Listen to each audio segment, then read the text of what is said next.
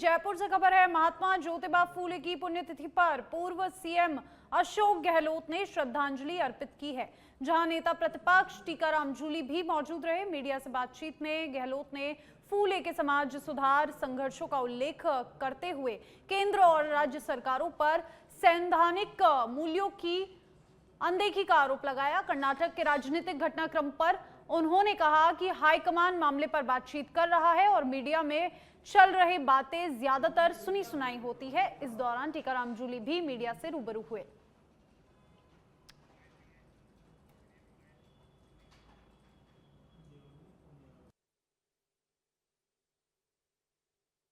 कि ज्योतिबा फूले सावित्री फूले के जो प्रिंसिपल पॉलिसी थी, उसी प्रकार से जो महात्मा गांधी के प्रिंसिपल पॉलिसी थे और डॉक्टर अंबेडकर के जो प्रिंसिपल थे, सिद्धांत थे, नीतियाँ थी, इन सबको लेकर के युवा पीढ़ी तक ये मैसेज जाए। उस जमाने से इस जमाने तक आज़ादी मिलने तक क्या सोच थी, कैसे संविधान बना, कैसे महात्मा गांधी की सानिध्य में देश आज़ाद हुआ, तो ज्योतिबा फूले से लगा करके अम्बेडकर तक अगर इस प्रकार की जो सोच थी, प्रिंसिपल पॉलिसी थे, उसको नई पीढ़ी तक पहुंचाने का काम हम सबको करना चाहिए। मेरा मानना तब जाकर के नई पीढ़ी अपना खुद का इतिहास बना पाएगी, वरना इस देश में चुनौतियाँ बहुत बड़ी है। धर्म के नाम पर, जाति के नाम पर उसका मुकाबला करना आवश्यक है। इस देश में विभिन्न जातियों के लोग रहते हैं, विभिन्न धर्मों के लोग रहते हैं, विभिन्न बोलियाँ और भाषाएं हैं। ऐसे मुल्क को एक अखंड रखना बहुत बड़ी चुनौती होती है, जिसके लिए इंदिरा गांधी ने जान दे दी, खालिस्तान ने बनने दिया। तो कहने का मतलब ये है कि वक्त आ गया कि हम देश के फ्यूचर को देखते हुए नई जनरेशन के माध्यम से नई पीढ़ी से बातें पहुँचे, किस प्रकार के त्याग, बलिदान और समाज सुधार के काम हुए थे, तब जाकर के नई पीढ़ी सक्षम होगी इस भावना को आगे पहुंचाने के लिए। देखिए, ओबरी परिक्षेत्र की 20 ग्राम पंचायतों का प्रतिनिधि मंडल भाजपा मंडल अध्यक्ष महेंद्र सिंह पंवार के नेतृत्व में सागवाड़ा विधायक शंकर लाल डेचा से मिले और क्षेत्रीय विकास से जुड़ी प्रमुख मांगे रखी। प्रतिनिधियों ने ओबरी को पंचायत समिति का दर्जा देने, 50 बेड के अस्पताल व नए भवन की स्वीकृति तथा ओबरी में सहायक अभियंता यानी कि एएन कार्यालय खोलने की मांग की है। विधायक डेचा ने सभी मुद्दों को गंभीरता से लेते हुए आश्वासन दिया कि संबंधित विभागों से चर्चा कर विकास कार्यों को जल्द आगे बढ़ाया जाएगा। मुलाकात के दौरान पूर्व मंडल अध्यक्ष, सरपंच और बड़ी संख्या में ग्रामीण मौजूद रहे।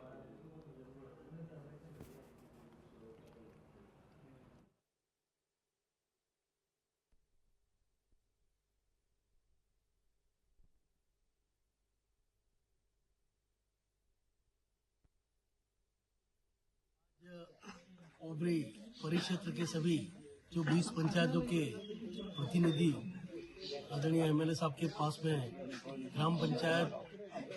पंचायत समिति ओबरी जो लंबे समय से मांग चल रही है, विगत 20 सालों से मांग चल रही है, इसको लेकर एवं या महिला कॉलेज, सहायक अभियंता, विद्युत विभाग कार्यालय एवं कई अन्य मांगों को लेकर यहाँ पर पूरा प्रतिनिधि मंडल आया और आदरणीय एमएलए साहब ने हमें सभी को आश्वस्त किया कि सभी मांगे जो आपकी वाजिब मांगे उनको पूरा किया जाएगा, यही उन्होंने आश्वस्त किया है। ओबरी का प्रतिनिधि मंडल हम सब एमएलए साहब से मिले और ओबरी को पंचायत समिति बनाने की मांग रखी है, जिसमें एमएलए साहब ने हमको आश्वस्त किया है। और दूसरी हमारे सीएससी को भी 50 बेड का हॉस्पिटल खोला जाए और उसको अच्छे से जो पुराना भवन है उसको वापस गिरा के नया भवन बनाया जाए और अभियंता कार्यालय भी खोलने की, सहायक अभियंता कार्यालय खोलने की भी हमने मांग रखी है और हमें पूर्ण विश्वास है। कोटा जिले के रामगंज मंडी थाना पुलिस ने होवा नतन खेड़ा सड़क मार्ग से चोरी हुई बाइक का सिर्फ 2 दिन में खुलासा कर दिया।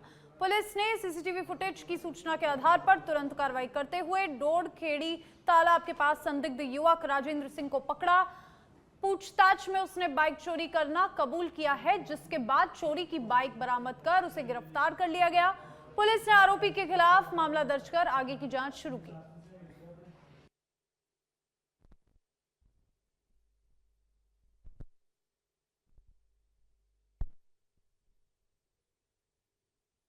सीकर से खबर है, लक्ष्मणगढ़ उपखंड क्षेत्र में स्कूलों की बाल वाहिनी बसें सरपट दौड़ रही है, जिसमें बच्चों और राहगीरों की सुरक्षा खतरे में है। सीकर परिवहन विभाग ने आज 3 अनफिट बसों को सीज कर लक्ष्मणगढ़ पुलिस थाना परिसर में खड़ा कर दिया। परिवहन विभाग के अधिकारी हनुमान सिंह ने बताया कि लक्ष्मणगढ़ विधानसभा क्षेत्र फतेहपुर में स्कूल बसों की जांच की जा रही है। करीब 1 महीने पहले अनफिट वाहनों के खिलाफ संबंधित विद्यालय संचालकों को नोटिस जारी किया गया, लेकिन इसके बावजूद भी बसें सड़कों पर यमराज बनकर दौड़ रही है। हनुमान सिंह ने चेतावनी दी कि सड़कों पर अनफिट और तेज गति वाली स्कूल बसों के खिलाफ कार्रवाई लगातार जारी रहेगी।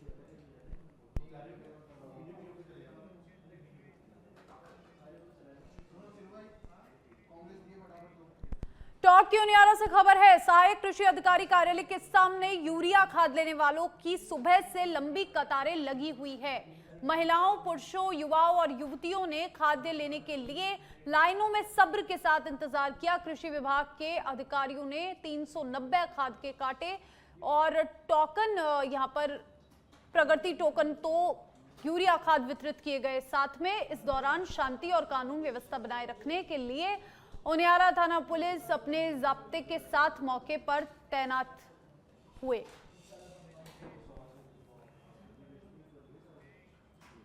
कोटपुतली के बासूर से खबर है, जहां पर 3 दिन पहले दिन दहाड़े हुई फायरिंग मामले में बड़ा खुलासा संभव है। सूचना के अनुसार फायरिंग 2 गुटों महिपाल गुजर व साथियों तथा विनोद पोसवाल व उसके साथियों के बीच पुरानी रंजिश को लेकर हुई थी। एक पक्ष ने गाड़ी चढ़ाने की कोशिश और दूसरे पक्ष ने फायरिंग की थी। खास बात यह है कि फायरिंग करने वालों ने ही पुलिस में रिपोर्ट दी। दोनों पक्षों की शिकायत पर हत्या के प्रयास का मामला दर्ज किया गया।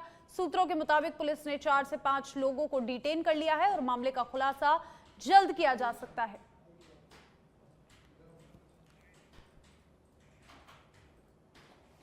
परसों के दिन एक फायरिंग का इंसिडेंट हुआ।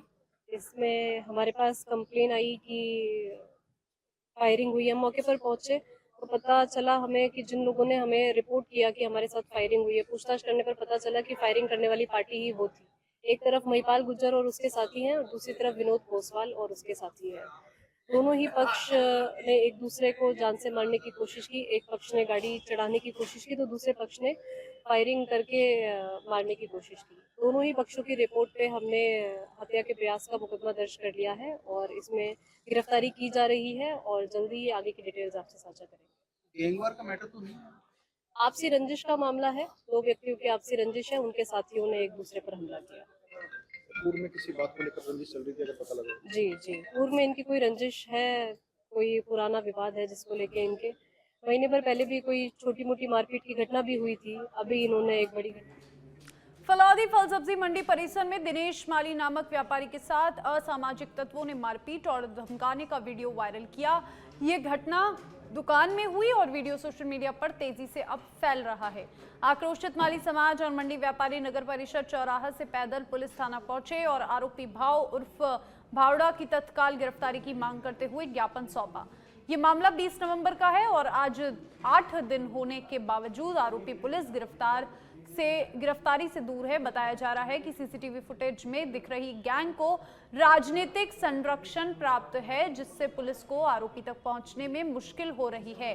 फलौदी में आम जनता और व्यापारियों का कहना है कि असामाजिक तत्वों का आतंक दिन ब दिन बढ़ता जा रहा है। और बड़ी खबर का रुख करेंगे राजस्थान यूथ कांग्रेस से जुड़ी बड़ी अपडेट। यूथ कांग्रेस के 12 जिला अध्यक्षों पर गिरी गाज। 26 नवंबर को आयोजित बैठक में अनुपस्थित रहने पर दिया कारण बताओ नोटिस। सभी 12 जिला अध्यक्षों से 24 घंटे में मांगा जवाब। बड़ी जानकारी आपको दे रही यूथ कांग्रेस से जुड़ी बड़ी खबर।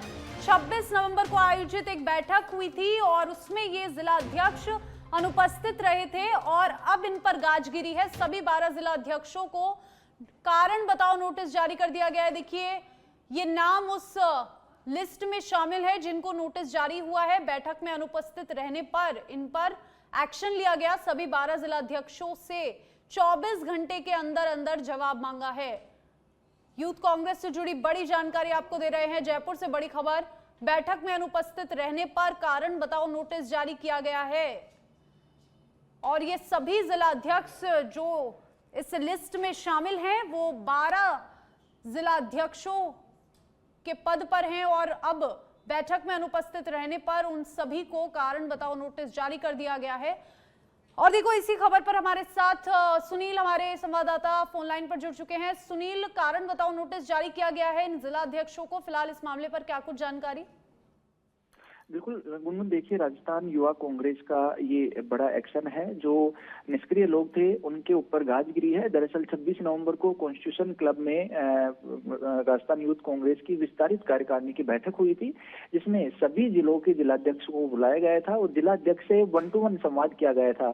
यूथ कांग्रेस के राष्ट्रीय प्रभारी हैं वो यहाँ पर आए थे और यूथ कांग्रेस के राष्ट्रीय प्रभारी नहीं, सभी जो जिलाध्यक्ष है उनसे 1-to-1 संवाद करने के लिए मीटिंग रखी गई थी। लेकिन उसमें 12 जिलों के जो अध्यक्ष हैं वो नहीं आए। वो बिना किसी कारण बताए या बिना पूर्व सूचना दिए वो अनुपस्थित रहे थे।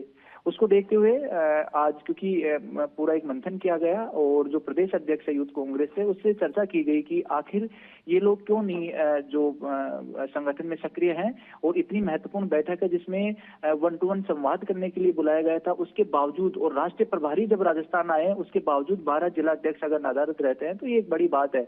इसको देखते हुए आज जो तमाम जो 12 जिलाध्यक्ष अनुपस्थित थे उनके खिलाफ कारण बताओ नोटिस है वो जारी किया गया है। अगले 24 घंटे के भीतर उनसे जवाब मांगा गया है कि क्या वजह रही वो इस मीटिंग में और इस संवाद में नहीं पहुंच पाए।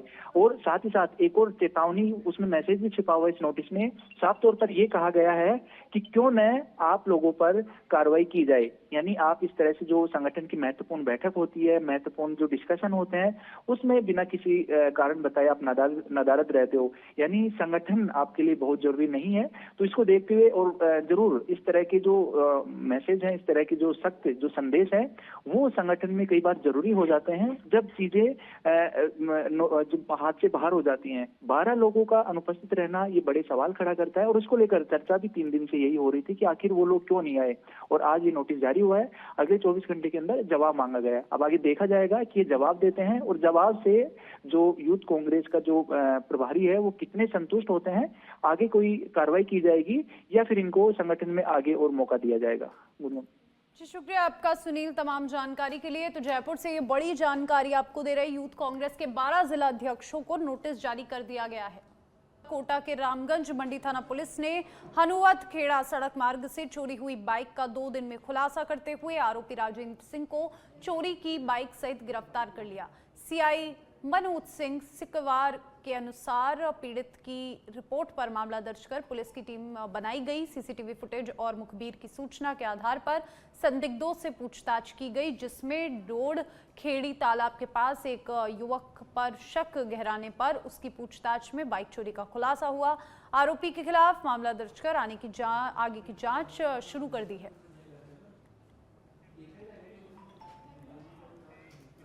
बौली नगर पालिका सभागार में शुक्रवार को विधायक इंदिरा मीणा की जनसुनवाई में बड़ी संख्या में लोग पहुंचे, जहां पीएम आवास योजना में भ्रष्टाचार, नगर पालिका के अस्थायी प्राइवेट कर्मचारियों ने पैसे की मांग की शिकायतें सामने आई।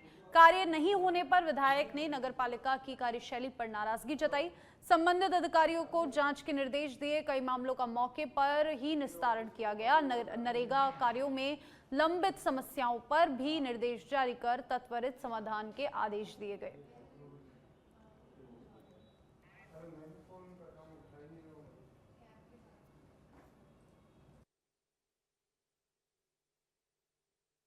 अधिक भ्रष्टाचार और अतिक्रमण की शिकायतें और कई सारी विभिन्न प्रकार की शिकायतें मिल रही थी और उसी को देखते हुए आज जनसुनवाई का कार्यक्रम मैंने रखा है और काफ़ी सारे ऐसे मुद्दे हैं जिन पर सुधार करने की आवश्यकता है। प्रशासन में कर्मचारियों के अंदर भी काफ़ी सारे फाल्ट मिले हैं, जिनमें क्या है कि आवास के पैसे लेने की बात भी सामने आई है। उसके अलावा अतिक्रमण, जगह जगह चरागा भूमि पर अतिक्रमण किया हुआ है।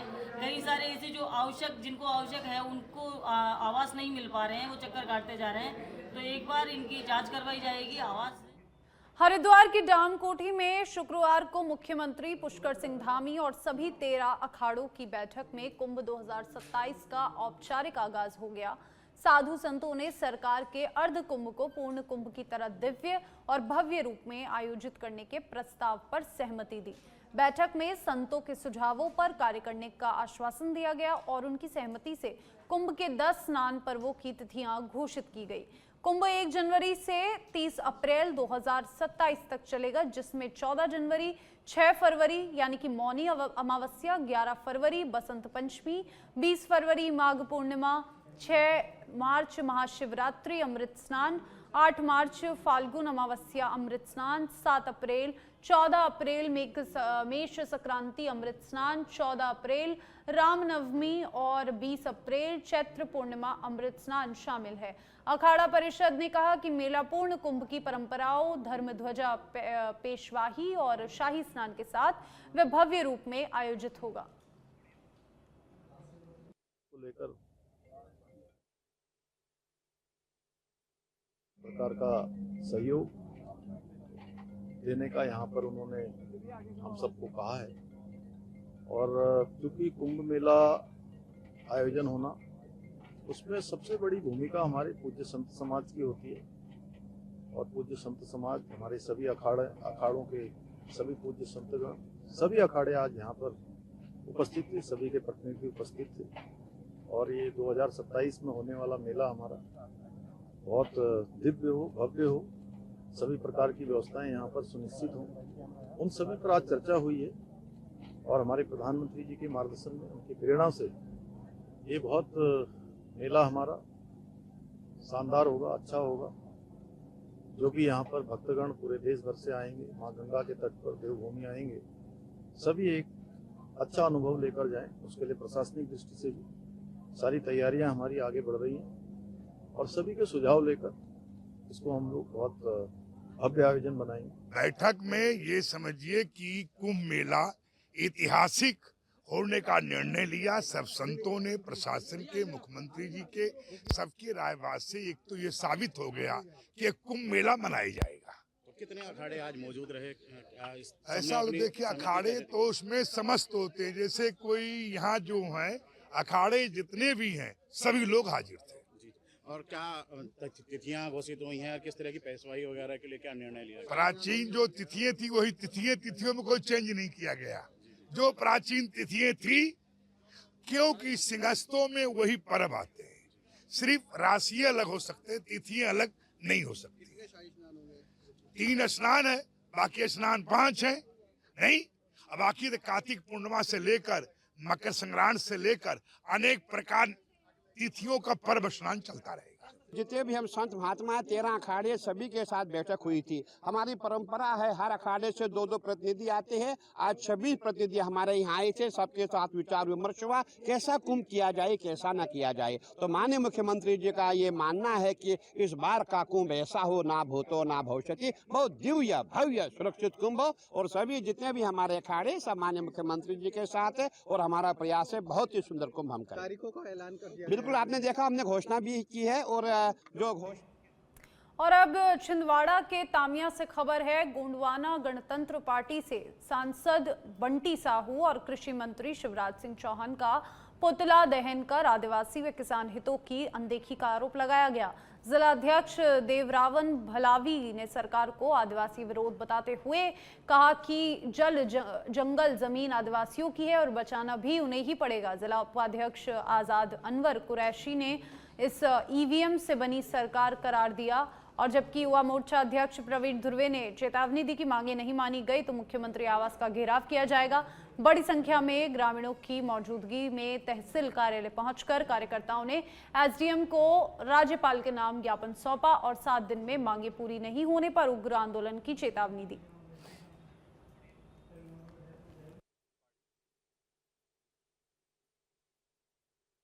प्रशासन तक उनकी आवाज़ पहुंचाने का प्रयास किया है। जो मक्के के रेट अभी आप देख पा रहे हैं कि 1200, 1400, 1500 के दर पे हमारे किसान भाई बंधु मजबूरी में बेच रहे हैं, जबकि आदेश अनुसार किसी विभाग ने ये आदेश दे चुका है कि 2400 की दर पे मक्का खरीदा जाना चाहिए। उसके बावजूद हमारे किसान भाई बंधु परेशान हो रहे हैं। इतनी स्थिति खराब हो चुकी है कि वो सुसाइड करने तक के लिए मजबूर हो चुके हैं। और साथ ही साथ हमारे पतालकोट के भाइयों जनजाति के समुदाय जो यहाँ पे आए हैं, उनके गाँव में गैर संवैधानिक तरीके से पर्यटक विभाग को वहाँ पे जमीन दे दी गई, जबकि उनको पता है 5वीं अनुसूचित क्षेत्र यहाँ पे ग्राम सभा लागू है। उसके बावजूद आप बिना उनके परमिशन के, बिना ग्राम सभा के परमिशन के कैसे किसी को जमीन आवंटित कर सकते हैं। उसका विरोध प्रदर्शन आप करते हुए हम लोगों ने ज्ञापन सौंपा है एसडीएम मैडम। पार्टी द्वारा पर्यटन विभाग को जमीन हस्तांतरण को लेकर और किसानों की समस्याओं को लेकर ज्ञापन दिया गया है और इस संबंध में जो वरिष्ठ अधिकारियों को अवगत कराते हुए शासन। भोपाल से खबर है, 6 वर्षीय मासूम से दुष्कर्म के आरोपी सलमान के शॉर्ट एनकाउंटर पर प्रतिक्रिया देते हुए यहां पर हुजूर विधायक रामेश्वर शर्मा ने कहा कि अपराधी चाहे जमीन में छिपे हो या आसमान में, उन्हें ढूंढ लिया जाएगा। उन्हें घटना को लेकर यहां पर गुस्सा जताते हुए देखा गया। कहा कि आरोपी को फांसी की सजा मिलनी चाहिए और अदालत से भी यही मांग है। शर्मा ने कहा कि ऐसे दरिंदों को सार्वजनिक रूप से कठोर दंड मिलना चाहिए ताकि कोई भी ऐसा अपराध करने से पहले 100 बार सोचे। यादव जी ने मध्य प्रदेश के मुख्यमंत्री ने इस मामले को बहुत गंभीरता से लेकर पुलिस मुख्यालय में डीजीपी और सारे अधिकारियों से संबंधित एक बैठक इमीडिएट आयोजित की थी और सख्त निर्देश दिए थे कि अपराधी चाहे जमीन में हो या आसमान में और ढूंढ कर लाइए। मैंने भी अपनी बाइट में कहा था कि अपराधी जहां भी छुपा होगा उसे ढूंढा जाएगा, उसके खिलाफ कार्रवाई की जाएगी। आज हम पकड़ने में मध्य प्रदेश की पुलिस सफल हुई है। मैं रायसेन के हिंदुओं को भी हृदय से बधाई देता हूं कि उनने बेटी के सम्मान में वो सड़कों पर आए, उनने लड़ाई लड़ी और इस लड़ाई में वो सफल हुए। जिहादी मानसिकताओं को कुचलने में हम सफल हुए हैं और अपराधियों को अब सजा दिलाने के लिए न्यायालय तक जाएंगे। माननीय न्यायालय से प्रार्थना है कि इस तरह के अपराधियों को सार्वजनिक सजाएं दिलाओ। इनको फांसी की सजा लोगों ने मांग की है, इसको फांसी की सजा दिलाओ। अगर इस तरह के लोगों को फांसी की सजा मिलेगी तो हिंदुस्तान में बेटी का सम्मान बढ़ेगा, बेटी की सुरक्षा बढ़ेगी और अपराधियों में दहशत पैदा होगी। और इसलिए अपराधियों के खिलाफ सख्त से सख्त कार्रवाई करना ये हमारी सरकार की मंशा है और आज हम उसमें सफल हुए हैं। पुलिस ने भी तत्परता दिखाई है।